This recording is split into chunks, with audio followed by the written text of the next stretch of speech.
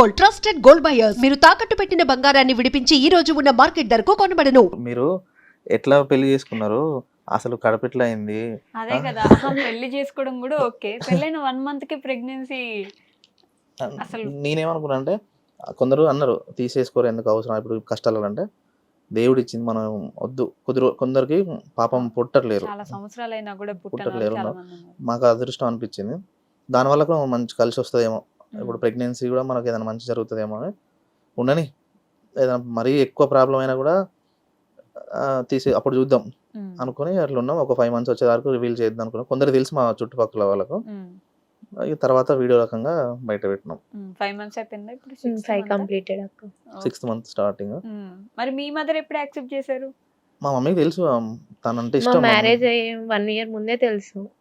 కానీ నన్ను తిట్టేది అట్లా నువ్వు అంటే కొందరు నమ్మకం ఉండదు కదా అక్క, వాళ్ళు ఉంటారా కలిసి అనేది. మా మమ్మీకి ఇష్టం లేదు, ఆమె నమ్మలేదు ఫస్ట్. అంటే అమ్మాయి మంచి ఇంటి నుంచి వచ్చిన అమ్మాయి, నిన్ను ఎట్లా నీతో ఉంటుంది ఎట్లా నమ్ముతాం, అట్లా చిల్లర పని చేయక నన్ను తిట్టేది.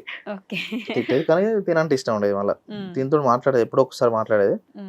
అత్తయ్య అని మాట్లాడేది, ఆమె మాట్లాడేది. ఇప్పుడు మేమిద్దరం చాలా క్లోజ్ గా ఉంటాం. మా మమ్మీతో ఫుల్ క్లోజ్, నాకంటే ఎక్కువ వీళ్ళు రోజు ఫోన్ చేసుకుని మాట్లాడుకుంటారు. నేనే మా మమ్మీతో గొడవ పడతా, వాళ్ళిద్దరు క్లోజ్ నన్ను తిడతారు ఇద్దరు కలిసి. అవునా? పెళ్ళికి రాలేదు, పెళ్లి తర్వాత యాక్సెప్ట్ 1 day ఇంటికి వెళ్ళినాం, డైరెక్ట్ ఇంటికి వెళ్ళినా కూడా బాధపడింది, ఏడ్చింది బాగా. ఇట్లా చేసినాం అట్లా చేసినాం. డైరెక్ట్ ఇంటికి వెళ్ళారా? కొట్టలేదా? తిట్టింది. తర్వాత మేము ఉండం మమ్మీ ఇక్కడ ఉన్నాం అని చెప్పి నేను మా అమ్మతో చెప్పిన, హైదరాబాద్కి వెళ్తాను, ఒక 5 days ఇక్కడికి వచ్చి ఉన్నాం. మా అన్నయ్య వాళ్ళ దగ్గరకు వచ్చి ఇక్కడే ఉన్నాం. తర్వాత మా మమ్మీ రాండి ఏదైతే అదైంది నేను చూసుకుంటా, మీ ఇద్దరిని సాధిన, మా అన్నయ్య నన్ను సాధిన, నా కూడల్ని సాదుకోలేనా నేను, రాని అమ్మాయిని చదివిద్దాం గొప్ప. మా మమ్మీ మోటివేషన్ ఇంకెక్కువ, అసలు ఆమెని సొంత బిడ్డలా చూసుకుంటది. అంటే మేము కష్టపడుతున్నాం అని తెలుసు కదా. ఆమె కూడా, మా మమ్మీ కూడా ఎక్కువ ఇబ్బంది ఏం పెట్టదు అసలు, తనకు ఆమె పని కూడా చెప్పదు. మాక్సిమం పని మా మమ్మీ చేసుకుంటది. ఇద్దరు సెపరేట్ ఉంటున్నారుగా? మేము వరంగల్ ఉంటాం, నా స్టడీ కోసం వీడియోస్ కోసం వరంగల్ ఉంటున్నాం. మా మమ్మీ అప్పుడప్పుడు వస్తుంది, చూస్తుంది, పోతుంది. మా మమ్మీ సపోర్ట్ బాగా ఆమెకు. ఓకే, కాలేజీలో అంతా ఓకేనా? యాక్సెప్ట్ చేశారా? ఫస్ట్ ఒక 2 months వరకు ఎవరు మాట్లాడకపోయి యాక్సెప్ట్ చేయలేదు. మా డాడీకి ఇన్ఫర్మేషన్ ఇచ్చేవాళ్ళు. అవునా? అంటే వాళ్ళకు కూడా ఏం తెలియదు, వాళ్ళని అంటే తిని భయపడేది, వాళ్ళు ఏమో చెప్తున్నారా మా గురించి బ్యాడ్. అంటే మా డాడీ మా ఫ్రెండ్స్ కి కాల్ చేసి అడిగేవారు, ఇట్లా చేస్తున్నారు, మీరేనా చెప్పరాదండి ఇట్లా అని. మా ఫ్రెండ్స్ భయపడి నాతో మాట్లాడకపోయేది ఒక 2 months వరకే. తర్వాత వాళ్ళే సర్లే అది పెళ్లి చేసుకుని దాని లైఫ్ మళ్ళీ మాట్లాడి క్లోజ్ ఫ్రెండ్స్, పాప మంచి అమ్మాయిలు వాళ్ళు. తర్వాత బాగా చూసుకున్నారు తిననే. ఫస్ట్ లో భయం, ఎవరికైనా భయం ఉంటుంది ఆ వయసులో. ఎట్లా భయపడి వాళ్ళు మాకేం చెప్పపోయేది, మాతో మాట్లాడపోయేది. అట్లా చేసినాం ఇట్లా చేసినాం అనేది కొంచెం ఇద్దరు వాళ్ళకు వీళ్ళకు ఈమెకు దూరం అయిపోయారు వాళ్ళిద్దరు. ఒక 2-3 months వాళ్ళ ఫ్రెండ్స్ వీళ్ళు ఈమె. మళ్ళీ ఇప్పుడు మాట్లాడతారు. యాక్సెప్ట్ చేశారు వాళ్ళు కూడా. కాలేజ్ లో లెక్చరర్స్ వాళ్ళకి మొన్న రీసెంట్ గానే తెలిసింది అక్క, కానీ వాళ్ళు నన్ను ఏం క్వశ్చన్ చేయలేదు ఇట్లా చేసినావని. సర్లే పెళ్లి చేసుకుంది, వాళ్ళకి కూడా వాళ్ళు తెలిసిపోతుంది ఎంత వాళ్ళే బతుకుతారు అనుకో. వాళ్ళు కూడా ఏమనలేరు, లెక్చరర్స్ ఏమనలేదు. ప్రేమ పెళ్లి చేసుకునే వాళ్ళు బోల్డ్ మంది ఉంటారు ప్రపంచంలో, కానీ సోషల్ మీడియాలోకి రావాలంటే చాలా ధైర్యం ఉండాలి. 100 మంది 100 మాటలు అంటారు, విమర్శించే వాళ్ళు ఉంటారు, పొగిడే వాళ్ళు ఉంటారు, మంచిదెళ్ళి చేసుకున్నారు అనే వాళ్ళు ఉంటారు, ఇంట్లో వాళ్ళని ముంచేసావు అనే వాళ్ళు ఉంటారు. చాలా కామెంట్స్ వచ్చినాయి. అదే నెగటివిటీ వచ్చింది మేము కామెంట్స్ లో. కానీ నెగటివిటీ కంటే పాజిటివ్ ఎక్కువ వచ్చింది మాకైతే. అవునా? 75 పాజిటివ్, 25% మమ్మల్ని కామెంట్ బ్యాడ్ గా కామెంట్ చేశారు, 75% మమ్మల్ని సపోర్ట్ చేసేవాళ్ళు. ఎందుకు వాళ్ళు అట్లా సపోర్ట్ చేశారంటే మా బాండింగ్ వాళ్ళకి నచ్చింది. 25% వాళ్ళు ఏమంటారు పేరెంట్స్ గురించి, యాజ్ ఎ వాళ్ళు పేరెంట్స్ లాగా ఉండి పెట్టిన వాళ్ళు ఉన్నారు. కొందరు అమ్మాయిలు పెళ్ళైన వాళ్ళు కూడా మీరు అనవసరంగా వాళ్ళని కాదనుకుని పెళ్లి చేసుకున్నాం ఈ వయసులో అన్నట్టు అన్న వాళ్ళు ఉన్నారు చాలా. ఇప్పుడు సొసైటీలో అన్ని రకాల మనుషులు ఉంటారు, వాళ్ళందరూ మేము పాజిటివ్గా తీసుకున్నాం, పట్టించుకోలేదు అంతే. తర్వాత ఏం జరుగుతుందో కొందరు అన్నారు మీరు 2 రోజులు కలిసి ఉంటారు చూద్దాంలే అన్న వాళ్ళు కూడా ఉన్నారు. చాలా మందిని చూస్తుంటాం మనం సోషల్ మీడియా, కప్పులు పెళ్లి చేసుకుని పిల్లల్ని కానీ కూడా విడిపోయిన వాళ్ళు 100 మంది ఉంటారు. ఎవరికి ఏం జరుగుతుంది, ఈ రోజు ఒకలా ఉంది రేపు ఎలా ఉంటుంది అనేది కూడా నమ్మకం లేదు కదా, తెలియదు. కానీ మనం పెళ్లి చేసుకుని సోషల్ మీడియాలో ఉండి వీడియోలు పెట్టి దాని కింద 100 కామెంట్లు పెడితే అవి కూడా తీసుకోవాలి.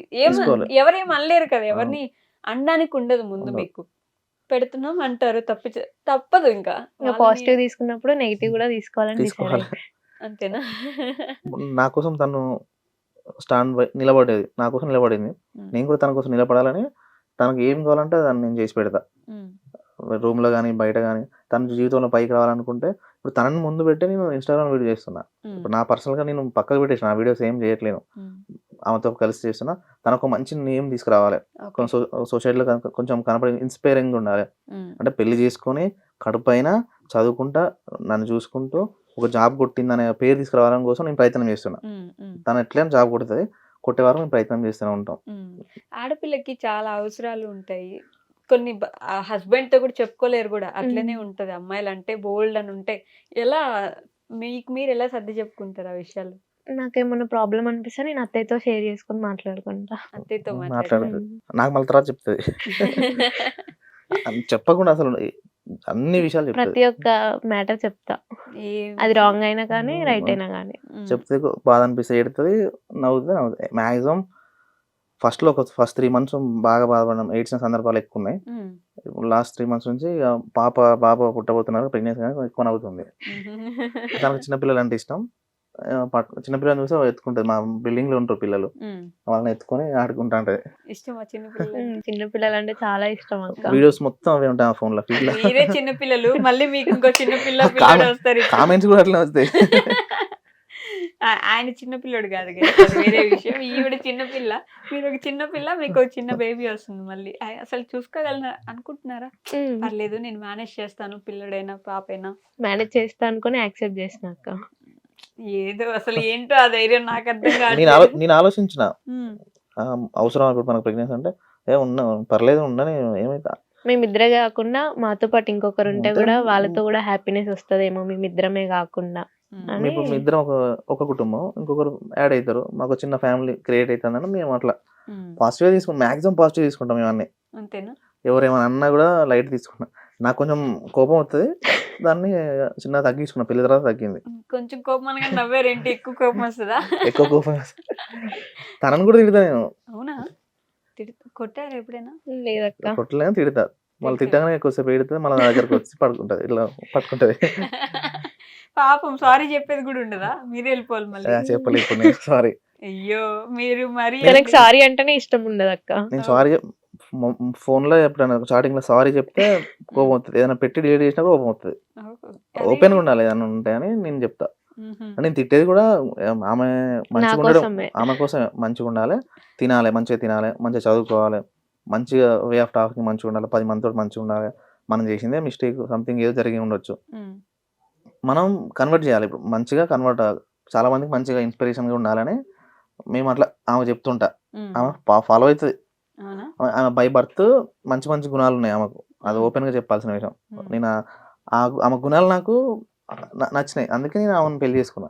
లేకపోతే చాలా మంది తోటి నేను లవ్ అది అని సంథింగ్ చిన్నప్పుడు ఉంటాయి కదా, నా టీనేజ్ లా ఎవరిని పెళ్లి చేసుకున్నా అంత తెలుసు అక్క, అన్ని షేర్ చేసుకున్నాడు. పెళ్లి చేసుకోవాలని అనుకుంటే ఎవరన్నా ఒకరు చేసుకోవచ్చు, కానీ నాకు అంత సెట్ కాలే అనిపించింది. అందుకే నేను పెళ్లి చేసుకోవాలని చెప్పిన ఏమవుతాడు ఫస్ట్. ఎప్పుడైతే ఇక ఆ తర్వాత నాకు కనెక్ట్ అయిపోయింది, బాగా అయిపోయింది. ది మోస్ట్ హ్యాపీయెస్ట్ మూమెంట్ ఏంటి ఇప్పటి వరకు మీ త్రూ అవుట్ లైఫ్ లో? నీకేంటి? మ్యారేజా? ఓ, మీకు ఒక్కటే హ్యాపీయెస్ట్ మూమెంట్ అది?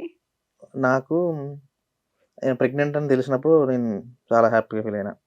నేను ప్రెగ్నెంట్ అని నేను ఏడ్ చేసిన, నేను కొంచెం ఎమోషనలే, తక్కువ కనిపిస్తా. ఆ రోజు ఏడ్చిన నేను ప్రెగ్నెంట్ అని తెలియగానే.